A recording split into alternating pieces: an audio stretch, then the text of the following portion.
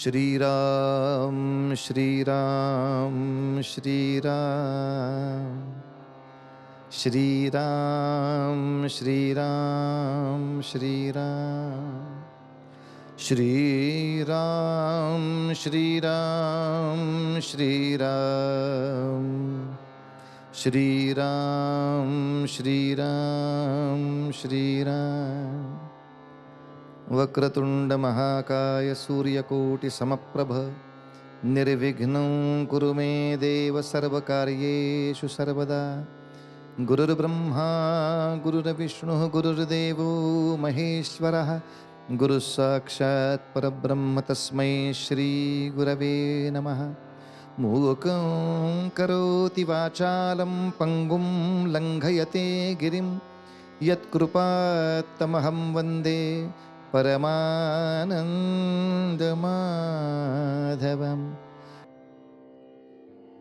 एका गोष्टीमुळे इतर अनेक गोष्टी व्यर्थ ठरतात.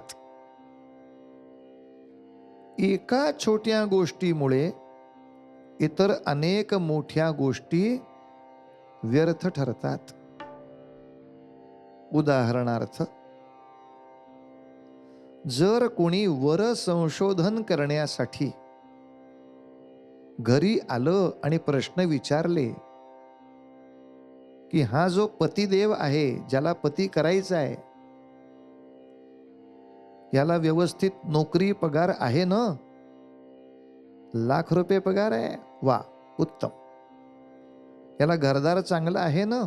4 घर आहेत, उत्तम. गाडी वगैरे आहे ना? 10 गाड्या आहेत, उत्तम. व्यसन वगैरे काही नाही ना? अजिबात नाही. घरची सगळी माणसं प्रेमळ आहेत ना? उत्तम. सगळं चांगलं. मग आता हे नक्की करूया आणि मग तिथल्या एखाद सुरुधानी सांगावं, एकच दोष आहे. अहो, एवढं चांगलं असेल तर एखादा दोष नगण्य आहे, काय हरकत आहे? नाही नाही नाही, करू, नक्की करूया, नक्की करूया. घाई करू नका. का? एखादा दोष नगण्य आहे. तो दोष असा आहे, काय? खोटं बोलतात. पांडुरंग हरी वासुदेव हरी. एका गोष्टीमुळे इतर सगळ्या चांगल्या गोष्टी व्यर्थ होतात. हे जसं व्यवहारामध्ये आहे तसंच परमार्थात सुद्धा. अगदी नवविधा भक्ती जरी केली तरी सुद्धा त्याचा अहंकार जर आला, या अहम नावाच्या एका मिठाच्या खड्याने अख्खं ते भक्तिमय असलेलं दुग्ध सुद्धा नासून जातं. अशी अवस्था आहे. म्हणून आपल्या जीवनातला अहमभाव कसा काढून टाकला पाहिजे, हे दिवाळीच्या पाडव्याला शिकायचं. पाडव्याचा आपल्याला असलेला शिकवणुकीचा बोध कोणता? अहमचा नाश केला पाहिजे. समष्टी जीवनाची अत्यंत गोड अशी अनुभूती घेता आली पाहिजे. आणि समष्टी जीवनाची अनुभूती तेव्हाच घेता येईल जेव्हा अहमचा लोप झालेला असेल. आणि असा खरंच प्रचंड कार्य करावं, पण अहंकाराचा पूर्ण लोप असावा, असं विभूतिमत्व आहे गोपाल कृष्णांचं. अहमचा लोप म्हणजे काय असावं? आपल्या सर्वांना माहीत असलेली महाभारतातलीच एक दृष्टांत कथा सांगतो, पटकन कळेल. महाभारताच्या त्या महाभीषण युद्धात भीष्माचार्यांचा जेव्हा कार्यकाळ संपला, त्याच्यानंतर द्रोणाचार्य सेनापती झाले. आणि या द्रोणाचार्यांनी चक्रव्यूह नावाचा अत्यंत अवघड असा व्यूह रचला. आपल्याला कथा माहिती आहे. याच्यामध्ये तो अर्जुनाचा पुत्र अभिमन्यू नुसता फसलाच नाही, तर सगळ्या अतिरथी महारथींच्याकडून जखमी होऊन पडला. सूर्यास्ताला युद्ध संपलं.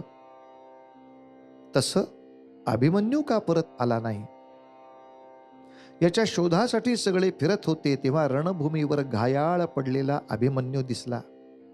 अर्जुनाला अत्यंत यातना झाल्या. जवळ येऊन बसला आणि अभिमन्यू म्हणाला, बाबा, मी युद्धभूमीवर मरतोय याचं मला दुःख नाही, अभिमानच आहे. फक्त वाईट एकाच गोष्टीचं वाटतंय की मी जेव्हा इथे जखमी पडलो होतो तेव्हा जयद्रथ नावाच्या त्या राजाने विकट हास्य करत इथून जाताना माझ्या मस्तकाला लाथ मारली. तो जो अपमान झाला, त्या वीरतेचा अपमान, तो सलतो मनात. आणि या अपमानाला ऐकून अर्जुनाच्या मुखातून शब्द आले, उद्या सूर्यास्ताच्या आत एक जयद्रथाला तरी मारीन, हे तर मी तरी अग्निकाष्ठ भक्षण करीन.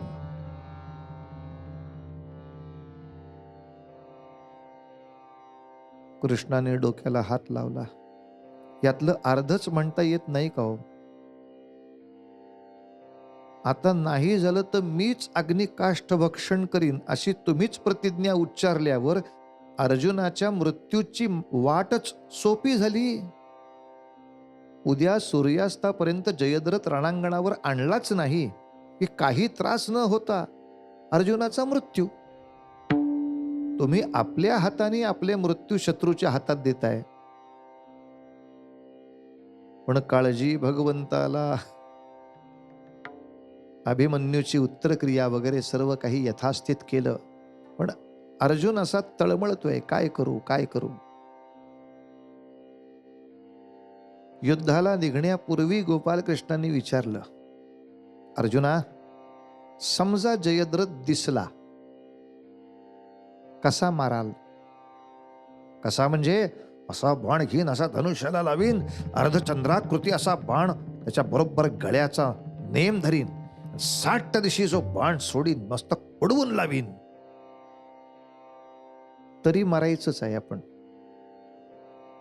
म्हणजे अरे म्हणजे काय अर्जुना, या जयद्रथाचे वडील या रणभूमीच्या शेजारी तपस्येला बसलेत. नुसतं युद्ध चालत नाही, बाकी ही सगळ्या गोष्टीची अपडेट्स घेतली पाहिजेत.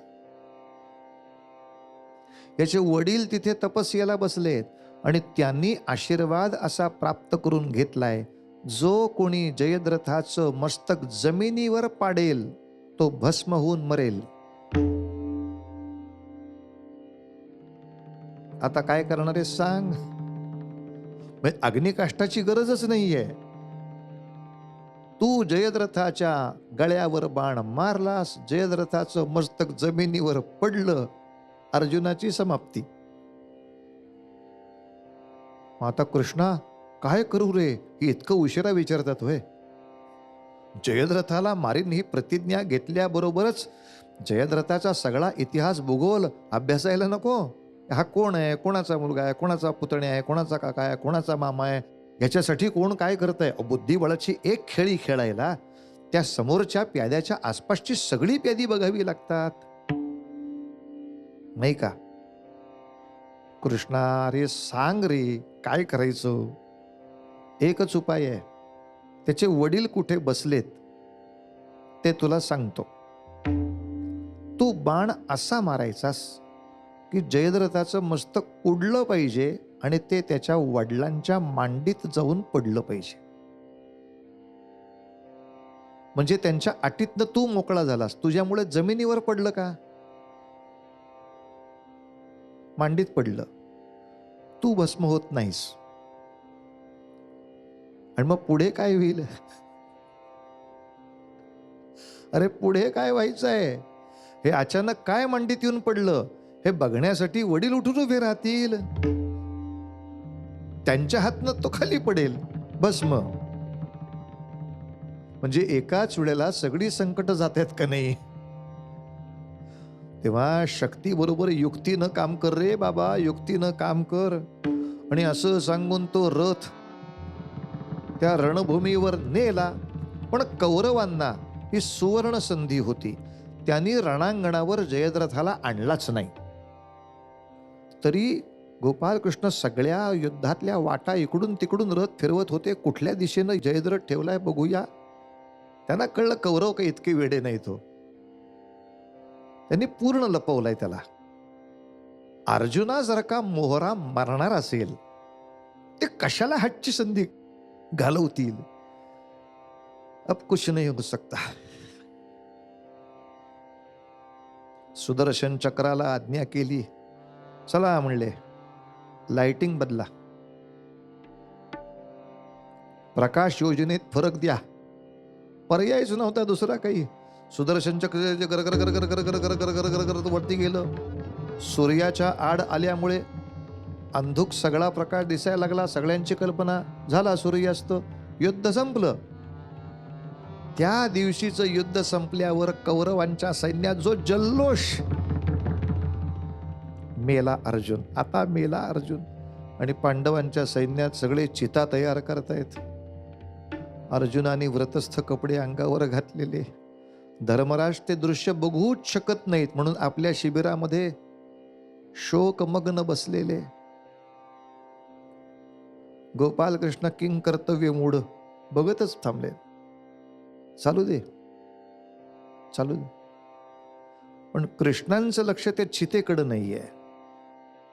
बघायला जे आलेत या प्रत्येकाकडे सूक्ष्म निरीक्षण चाललंय. आणि साहजिक आहे, तो अहम नावाचा एक प्राणी आहे ना, तो अहम नावाचा एक प्राणी आहे ना शिल्लक. जयद्रथाचा अहम आला वरती. माझ्यामुळे मरतोय अर्जुन, माझ्यामुळे मरतोय. मग तो कसा मरतोय बघायचा पहिला मान माझाच. या स्वागत आहे आपलं. तो जयद्रथ बघितल्या बरोबर निघालेल्या अर्जुनाला हात धरून थांबवला. थांब अर्जुना. सुदर्शन चक्र जरा बाजूला गेलं. अजून सूर्यास्त झालेला नाही. हा सूर्य, हा जयद्रथ, मी सांगितल्याप्रमाणे उडव डोका. अर्जुनाचा बाण सुटला. जयद्रथाचं मस्तक उडालं आणि 2 स्फोट झाल्याचे आवाज एकदम आले. मस्तकही फुटलं होतं आणि वडीलही संपले होते. कौरवांच्या सगळ्या सेना खजील होऊन पलीकडे गेल्या. पांडवांच्या सैन्यात जल्लोष सुरू झाला. गोपालकृष्ण ही वार्ता सांगायला धर्मराजाकडे चालले होते. त्याच्या आधीच कुणीतरी पळत पळत जाऊन धर्मराजानं ही बातमी सांगितली. आपला भाऊ जो मरायला निघाला होता, त्यात कृष्णाचं डोकं बघा काय, अग्निकाष्ठ भक्षण करायला चाललाय. म्हणून ते म्हणले, आता तू एकदा जळून गेल्यावर तुझ्या धनुष्याचाही तसा काही उपयोग नाही ना. धनुष्यबाण घेऊनच चितेवर चला. ह्याला कळे ना, धनुष्यबाण खांद्यावर घेऊन मी का चितेवर जाऊ. पुढचं सगळं ह्याना माहिती. हो, नाही तर जयद्रथ दिसल्यावर आता काय धनुष्य आणायला पाठवू माणसं. त्या क्षणाला कृती व्हायला पाहिजे ना. सगळं सगळं सगळं जमलंय ते फक्त कृष्णांमुळे. हे संपूर्ण योजना आणि त्याची कार्यवाही आणि त्याचं फळ कोणामुळे? कृष्णांमुळे. पण कोणीतरी पहारेकऱ्यांनी आधीच जाऊन सांगितलं. धर्मराज त्यांच्या छावणीतनं बाहेर आले आणि अर्जुनाच्या दिशेनं निघाले. रस्त्यातच दोघांची भेट झाली आणि धर्मराज कृष्णालाच सांगतायत, अरे अरे कळलं का तुला, जयद्रथ मेला म्हणले. काय कृष्णाने म्हणावं? कृष्ण इतकंच म्हणाले, धर्मराज माझ्याशी बोलण्यात वेळ घालवू नका. अर्जुन तुमच्या कौतुकाची वाट बघतोय. आज आपल्या अर्जुनाने अतुलनीय पराक्रम केलाय. जा लवकर. अहंकाराचा लोप केवढा आहे. अरे हे जर आपण केलं असतं आणि कोणी असा समोरनं चालला असता तर आपण छत्रीची वाकडी काठी त्याच्या शर्टामध्ये अडकवून त्याला मागं ओढला असता. चाललायस कुठे झंप्या, माझ्यामुळं झालंय सगळं, आधी मला नमस्कार कर, मग जाऊ पाहिजे तर. आमचे अहम काय साधे आहेत का? हे सगळं सगळं त्याने करावं. या अहममुळे, या मीमुळे सगळं सगळं जुळून आलेलं फसकन फस्त फस्त. राजवाड्यामध्ये नोकरी करणारा एक सेवक त्याच्या मनात आलं अमावस्येच्या रात्री एक छान चोरी करावी राजवाड्यातच. कारण तो तिथलाच सेवक असल्यामुळे त्यातल्या सगळ्या गोष्टी माहीत होत्या. रस्ते माहीत होते, तटबंदी माहिती आहे, बुरुज माहिती आहे, पहारे माहिती आहेत, केव्हा बदलतात ते माहिती आहे. रात्रीच्या 12 वाजता 12 ठोके वाजतात घंटेचे, तेही त्याला माहिती आहे. 11 वाजता 11 ठोके वाजतात घंटेचे, तेही त्याला माहिती आहे. त्याने बरोबर नियोजन केलं. 11 वाजता खुंट्या घेऊन ठोकायला सुरुवात करायची. एक ठोका वाजला, एक खुंटी, दुसरा ठोका, दुसरी खुंटी. आज जायचं, पटकन चोरी करून यायचं आणि 12च्या सगळ्या ज्या ठोक्यांमध्ये त्या सगळ्या खुंट्या काढून घ्यायच्या. त्या आवाजात कोणाला कळणार पण नाही, कोणाला कळणार पण नाही. सगळं ठरलं. ठरल्याप्रमाणे व्यवस्थितपणे रात्री आला. 11 वाजता बरोबर त्या घंटेच्या ठोक्याप्रमाणे खुंट्या ठोकल्या, आत गेला, खजिन्याच्या खोलीमध्ये शिरला, तिथली खजिन्याची एक छोटीशी पेटी घेतली, आला पठ्या. आणि आता इकडे तटबंदीवरती पायऱ्या चढून चढून चढून पोचला. एवढ्यात काय कोणास ठाऊक दुसऱ्या पहारेकऱ्यांना याची बातमी लागली. गडबड गडबड गडबड गडबड गडबड गडबड, गोंधळ गोंधळ गोंधळ गोंधळ सुरू झाला. आणि आता हा गडबडीत त्या सगळ्या खुंट्यांना धरणारी जी दोरी होती त्या दोरीला हातात घेतलं आणि फाटदिशी पलीकडं जीवाच्या भीतीनं उडी मारली. त्या खुंट्या निघाल्या, पण हा पडला बाहेर आणि दागिन्याची पेटी ती पडली आतच. सगळी चोरी फसली. तरी सुद्धा एक मौज झाली बरं का. हे सगळं प्रकरण जेव्हा राजाला कळलं तेव्हा पेटी सापडली, पण चोर कुठे सापडलाय यासाठी त्यांनी एक प्रतियोगिता जाहीर केली आणि असं सांगितलं, ही चोरी कशी झाली हे जो समजावून सांगेल त्याला ही पेटी बक्षीस. काय डोकं चालवलं बघा हा त्यांनी. ही चोरी कशी झाली हे जो तपशीलवार नीट सांगेल. आणि पटण्याचं रख उगाच काहीतरी देवदूत आले होते, डोळ्यावरून हात फिरवले, म्हणले झोपान, मग आम्ही घोरायला लागले, असल्या गोष्टी नाही सांगायच्या. मला पटेल असं सांगितलं, त्याला ही पेटी बक्षीस. तो सेवक म्हटला, माझ्याशिवाय दुसरं कोणाला माहिती आहे. बऱ्याचशा लोकांनी दागिन्याच्या पेटीच्या मोहासाठी इकडच्या तिकडच्या गोष्टी सांगितल्या, पण दरबारात त्यांनी सांगितल्याबरोबरच लोकांच्या लक्षात आलं या तपशिलात काही दम नाही, नापास. आणि जेव्हा हा सेवक सांगू लागला, चोरी करणारा आपल्या राजवाड्यातलाच असणार, म्हणून तो तटबंदीवरनं खाली उतरला, तो खजिन्याच्या खोलीत गेला, पेटी घेऊन तटबंदीपर्यंत आला, तरी कोणाला दिसला नाही. म्हणजे त्या वेळेला त्या रस्त्यावर कोण नसतं हे त्याला बरोबर माहिती आहे आणि बरोबर त्याच वेळेला तो त्या रस्त्याने गेलाय. आता दरबारातला सगळ्यांना खात्री, बक्षीस यालाच. तो 11 वाजता आला असणार, कारण बाहेर ती जी छिद्र खुंट्यांची दिसतायत सुराग, 11 खुंट्या ठोकल्या आहेत, म्हणजे हा 11 वाजता आला असणार. राजा शांतपणे ऐकतोय. वा, या सगळ्या खुंट्या एकाच दोरीमध्ये ओवलेल्या असल्या पाहिजेत, कारण त्यांनी पटदिशी ओढल्याबरोबर सगळ्या निघाल्यात आणि तो पळालाय. अगदी छान. आता 99% लोकांची खात्री झाली, बक्षीस यालाच, बक्षीस यालाच. फक्त एक शेवटचं वाक्य चुकलं आणि बक्षीस गेलं. आणि ते वाक्य चुकलं असं राजाने फक्त पुढे एवढंच विचारलं,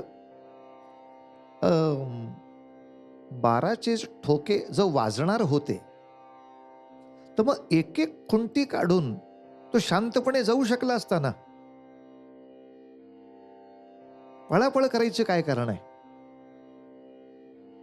तेव्हा त्याला जो आनंद झाला होता की आता आपलं बक्षीस नक्की आहे, हा शेवटचा प्रश्न आहे, त्या एक्साइटमेंटमध्ये तो इतकंच म्हणाला, अहो महाराज असं काय करता? तो त्या तटबंदीपर्यंत पोचला आणि तेव्हा सगळ्या बाकीच्या लोकांना बातमी पोचली होती, चाहूल लागली होती. सगळ्यांनी गडबड गडबड गडबड गडबड गडबड सुरू केली होती आणि अशी सगळ्यांची गडबड झाल्यामुळे इतकी गडबड उडाली की दागिन्याची पेटी पडली आत आणि मी पडलो बाहेर. पांडुरंग हरी वासुदेव हरी सगळं जुळलं होतं. पण या गडबडीत काय झालं, दागिन्याची पेटी पडली आत आणि तो चोर म्हणायच्या ऐवजी मी पडलो बाहेर. हा मी मध्ये आला, त्यामुळे ते सगळं प्रकरण फसलं. हा मीपणा, हा अहंकार, या अहंतेचा लोप करणं हा या दिवाळीच्या पाडव्याचा विषय आहे. सहजीवनाचा आनंद हा व्यक्त करण्यासाठी पाडवा. दिवाळीचा पाडवा, नवरा बायकोचा गोडवा, मग काय कमी लाडवा, अशी म्हण आहे आपल्याकडे. अजिंठा वेरूळमधली आपण जर लेणी बघाल तर त्या लेण्यांच्या कोरण्यामध्ये सुद्धा हा संकेत दिलाय. लेणं म्हणजे आपल्याला माहिती आहे एकाच दगडात सगळं कोरलेलं असतं. तिथे छताला खालची भिंत आणि छत याच्यामध्ये एक जॉईंट असतो ना, दाखवायचा असतो आता फक्त तो. तिथे एकच दगड आहे, जॉईंट लावायची गरज नाहीच आहे, पण जॉईंट दाखवायचा असतो ना. तर जॉईंट दाखवताना कुठल्या तरी नुसत्या दगडाची चिप दाखवण्यापेक्षा तिथे त्याच्या मूर्ती केल्यात जॉईंटला. काय कल्पक असतील, किती अवघड आहे. वरचं छत आणि ही भिंत याच्यामधला, किंवा वरचं छत आणि हा खांब याच्यामधला जॉईंट, आणि हा जॉईंट दाखवताना अशा मूर्ती केल्या आहेत की काही ठिकाणी एकच माणूस असं छत उचलून तिथे बसलाय, अशी ती मूर्ती. त्याचे पाय त्याने इकडं खांबाला लावलेत आणि छताला हात लावलेत, असं तो छत उचलतोय. मात्र त्या शिल्पकारांनी दिलेला संदेश फार गोड आहे. तशा मूर्ती ज्या ज्या आहेत ना, त्यांच्या चेहऱ्यावर त्रासिक भाव आहे, असं करून तो उचलतोय. म्हणजे ते भावमुद्रा सुद्धा दगडात उमटल्या. तो काय शिल्पकार असतील, ते बिचाऱ्यांचं नावही कोणाला आज माहीत नाही. असे पाय त्या भिंतीला किंवा खांबाला रेचलेत आणि छत उचललंय. पण जेव्हा त्यांनी एकट्यानेच उचललंय तेव्हा त्याच्या चेहऱ्यावर यातना आहेत. पण काही मोठ्या भिंतींच्या ठिकाणी असे दोन जोड आहेत आणि ते स्त्री पुरुष दाखवलेत. या सृष्टीतले स्त्री पुरुष दाखवलेत, हे पती पत्नी दाखवलेत. आणि ते दोघं मिळून जेव्हा छत उचलतात तेव्हा त्यांच्या चेहऱ्यावर हास्य दाखवलंय. छत तेच आहे, छताचं वजन तेच आहे, उचलण्याचे कष्ट तेच आहेत, पण सगळे मिळून असलो तर त्याच्यात आनंद आहे आणि एकटं असलं तर त्याच्यामध्ये दुःख आहे. इतकी सुंदर शिकवणूक आपल्याला साध्या शिल्पकलेतनं सुद्धा त्या शिल्पकारांनी दिली आहे. समजून घेतली तर मजा आहे. नाही तर पहिल्यांदा आम्ही जेव्हा त्या लेण्यातनं जाऊन आलो, यातलं काहीच कळलं नव्हतं. नुसतेच दगड बघून आलो. बाहेरच्या गाईडला कळलं, दगडांनी दगड बघितले, काही कळलेलं नाही महाराजांना. मग त्यांनी समजावून सांगितल्यावर कळलं, अरे शिल्पकाराला सुद्धा केवढी प्रतिभा आहे, त्याच्यावर सुद्धा अध्यात्माचे केवढे संस्कार आहेत आणि हे अध्यात्माचे संस्कार पुढच्या पिढीला कळावेत म्हणून केवढे कष्ट आहेत. दगडाच्या मूर्तीवर एक्सप्रेशन आणणं सोपी गोष्ट आहे. आणि म्हणून या पाडव्याला, बलिप्रतिपदेला, ही बलीची जी कथा सांगितली जाते ती कथा एवढ्याच गोष्टीसाठी आहे की बली सगळा सर्वार्थाने चांगला असताना सुद्धा एका किंचित अहममुळे प्रश्न येत होता. मी काहीतरी मोठा आहेच, मी कधी या सगळ्यांचा तारणहार आहे. आणि या बलीच्या भागवत ग्रंथामध्ये जे वर्णन आलंय, या वर्णनाप्रमाणे या बली नावाच्या राजाने अनेकांची सत्ता स्थानं स्वतःच्या मोठेपणासाठी त्यांच्याकडनं काढून घेतली आणि ज्यांना सत्तेवरनं खाली उतरवलं त्यांचा सन्मान किंवा त्यांच्या पुढची चरितार्थाची सोय न लावता त्यांना अचानक हाकलून दिल्यासारखं देशोधडीला लावलं.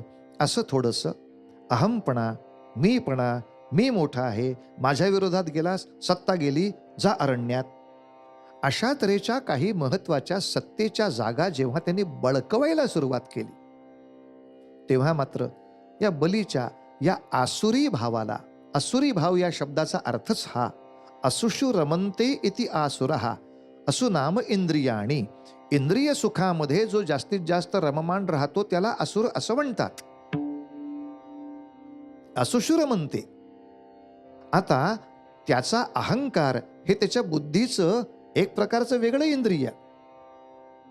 त्याच्या आनंदासाठी तो कोणाचीही सत्ता काढून घ्यायला बसलाय आणि असा तो वागत असल्यामुळे त्याच्या या दुसऱ्याची सगळी गोष्ट बळकावण्याच्या वृत्तीवर कुठेतरी मर्यादा यावी, अशासाठी भगवंतानी आपल्याला साह्य करावं म्हणून आदिती मातेनं भगवंतांची तिथे प्रार्थना केली आहे.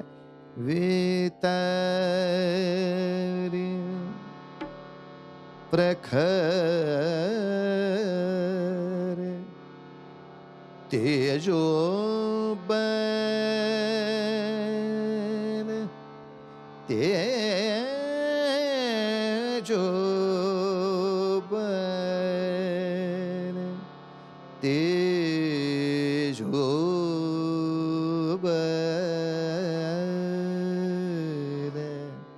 गोपाल कृष्ण भगवान की जय. आणि अशा ठिकाणी तो वामनाचा अवतार झाला, महाविष्णूंचा अवतार वामन रूपात झाला. बलीच्या यज्ञाच्या ठिकाणी भिक्षेसाठी म्हणून गेले आणि 3 पद भूमी मागितली.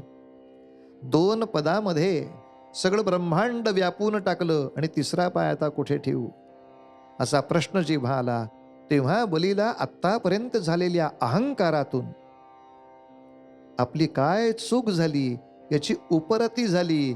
म्हणून शेवटच्या वेळेला तो म्हणाला, आता हे भगवंताचे चरण माझ्या मस्तकीच असलेले बरे. आतापर्यंत मीच श्रेष्ठ आहे असं मी धरून चाललो होतो, माझा अहम मला त्रास देत होता, तो माझ्या भगवंताने कुठेतरी मर्यादित केला. सगळी सत्ता, सगळी धनसंपत्ती क्षणभर का होईना आपल्यापासून दूर केल्याशिवाय खरंच आपण कसे आहोत हे आपल्याला नाही कळत. भगवंताच्या या लीला सुद्धा फार महत्वाच्या असतात. आणि असं आता या भगवंतांच्या सहवासात काही काळ रसातळामध्ये राहायला पाहिजे अशी अवस्था झाली. तेव्हा साक्षात बलीचे आजोबा प्रल्हाद तेही आले आणि त्यांनी आशीर्वाद दिले बलीला. त्याचबरोबर भगवंतालाही सांगितलं, आमचा नातू त्याला चांगला जपा बरं का. का बली, तू सगळा चांगला आहेस, फक्त तो जो किंचित असुर भाव मनात आहे बळकवावं, तो फक्त थोडा कमी होण्यासाठी, नंतर नंतर त्याचा लोप होण्यासाठी या सत्संगतीची आवश्यकता आहे. त्या ठिकाणी जा. अशा या कथांच्या सत्संगतीनं आपल्यातला अहंकार लोप झाला तरी सुद्धा बलिप्रतिपदा उत्तम झाली म्हणायची. अर्थात या पाडव्याच्या दिवशी आणखीन एक कथा आपल्याकडे उत्तर हिंदुस्थानात साजरी केली जाते, ती म्हणजे गोवर्धन पूजा. त्याचाही दिवस हा धरला जातो. इथेही पुन्हा कथा अहमचा लोप हीच आहे. पण त्या काळामध्ये गोकुळात प्रथा अशी होती की दरवर्षी प्रतिवर्षी या दिवसाला इंद्राची पूजा करायची. का? त्याच्या कृपेनं पाऊस पडणार म्हणून. गोपाल कृष्णाने जेव्हा समजावून सांगितलं की कोणाच्याही कृपेनं पाऊस पडत नाही, निसर्ग नीट राखला की पाऊस पडतो, निसर्ग नीट राखला नाही, अवर्षण आलं तर काही अनुष्ठानं केल्यामुळे त्या निसर्गाला पुन्हा शक्ती प्राप्त होते, मग पाऊस पडतो. अनुष्ठान वाईट नाही, पण केवळ कोणाची तरी पूजा केल्यामुळे होत नाही. आणि म्हणून त्या दिवशी त्यांनी एक प्रथा बदलून गोवर्धन पूजा सुरू केली. तो गोवर्धनाचा उत्सव सुरू केला. अशा वेळेला इंद्राचा अहम दुखावला, त्यांनी प्रचंड महापूर आणला. पण याच्यातून सगळ्या गोकुळाला वाचवण्यासाठी भगवंतांनी गोवर्धन पर्वत उचलला आणि दाखवून दिलं, एक सर्वश्रेष्ठ शक्ती प्रत्येकाच्या वर आहे, त्याची जाण ठेवून वागावं, हा अहम आपल्या डोक्यामध्ये ठेवू नये. ही गोवर्धन पूजेची सुद्धा कथा या पाडव्याच्या निमित्तानं हे व्यापारी नववर्ष सुरू होतं. या दिवशी चोपडी उघडायची, मागल्या वर्षभरात आपल्या आयुष्यातला सगळा हिशोब तपासायचा आणि त्या हिशोबात काही गडबड झाली असेल, त्या अहमपणामुळे काही चुका राहिल्या असतील तर या अहमचा लोप करून याच्या पुढे माझी उत्तरोत्तर परमार्थामध्ये प्रगतीच कशी होईल, अशा रीतीनं आपल्या या व्यापारी नववर्षाची आखणी करायची आहे. सहजीवनाचा आनंद निश्चितपणे घ्यायचा आहे, पण सहजीवनाचा आनंद तेव्हाच प्राप्त होऊ शकतो जेव्हा अहमचा लोप होतो, तेव्हा त्या सहजीवनाचा आनंद आहे. आणि हा आनंद तुम्हा आम्हाला मिळावा यासाठीच संत आपल्या पृथ्वीतलावर अनेक वेळेला अवतरून उपदेश करत असतात. त्यामुळं हा उपदेश जे देतात त्यांचं दर्शन हे सुद्धा दिवाळी दसऱ्यासारखंच आहे, असं तुकोबा आपल्या अभंगामध्ये सांगतायत. धन्य अजी दिन झाले संतांचे दर्शन, धन्य अजी दिन झाले संतांचे दर्शन, धन्य अजी दिन झाले संतांचे दर्शन, धन्य अजी दिन झाले संतांचे दर्शन, झाले समाधान, झाले समाधान, झाले समाधान पायी विसावले मन, झाले समाधान पायी विसावले मन, तुका म्हणे आले घरा, तुका म्हणे आले घरा, तोची दिवाळी दसरा, तोची दिवाळी दसरा, धन्य आजी दिन झाले संतांचे दर्शन, झाले संतांचे दर्शन, झाले संतांचे दर्शन. गोपाल कृष्ण भगवान की जय.